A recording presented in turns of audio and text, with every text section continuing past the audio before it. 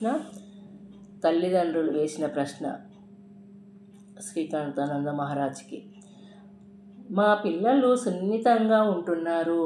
వారికి ఏదైనా చెప్పాలంటే మాకు భయంగా ఉన్నది. మేము చెప్పడానికి వారెలా ప్రతిస్పందిస్తారో మాకే తెలియదు. వారితో ఎలా ప్రవర్తించాలి? సమాధానం: మొట్టమొదట చేయవలసినది ఎవరి జీవితం ద్వారా వారు ఒక ఆదర్శవంతమైన మానవునిగా తయారవటము.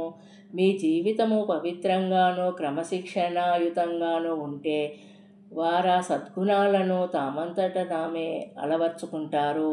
ఇక మీరు చేయవలసినది రెండవది, వారికి కొంత స్వేచ్ఛ ఇవ్వాలి.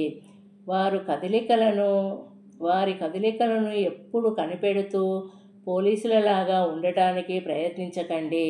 అలాగని పూర్తిగా వదిలివేయకండి. దూరం నుండి వారిని గమనించండి. వారిలో ఏదైనా తప్పు ఉన్నదన్న భావన కలిగితే ఒక నిర్ణయానికి వచ్చే ముందర అది నిజమో కాదో తేల్చుకోండి. వారు పనిచేస్తున్న ప్రదేశాల్లో, పాఠశాలలు, కళాశాలలు అప్పుడప్పుడు సందర్శిస్తూ వారి ఉపాధ్యాయులు, స్నేహితుల నుండి సులభంగా సమాచారం సేకరించవచ్చు. ఏ మానవుడు పరిపూర్ణుడు కాడు. తప్పులు చేయటము మానవుని సహజ స్వభావము. ఎవరు ఉద్దేశపూర్వకంగా తప్పులు చేయరు. అజ్ఞానం వలననే పొరపాట్లు చేస్తారు. ఈ ప్రపంచంతో అనుభవం లేని పిల్లలు తప్పులు చేయడం సహజమే. వారిని క్షమించడము నేర్చుకోవాలి.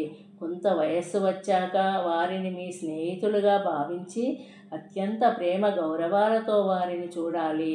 సాధ్యమైనంత వరకు వారిని తీవ్రంగా మందలించటం కానీ, కఠినంగా శిక్షించటం కానీ చేయకండి. స్నేహపూర్వకంగా, సహనంతో వారి తప్పులు సరిదిద్ది సరియైన మార్గంలో నడపటానికి ప్రయత్నించండి. మీ నిజమైన ప్రేమ, వారి శ్రేయస్సు ఎడల మీకు గల ఆవేదన తప్పక వారి ప్రవర్తనలో మార్పును తీసుకువస్తుంది. వారిలో సానుకూల భావాలు ఏర్పడడానికి సద్గ్రంథ పఠనం చేయించి మంచి వాతావరణంలో ఉంచండి. మంచి ఆహారం వారికి అందివ్వగలిగితే చెడు ఆహారం జోలికి పోనే పోరు. జై శ్రీరామకృష్ణ.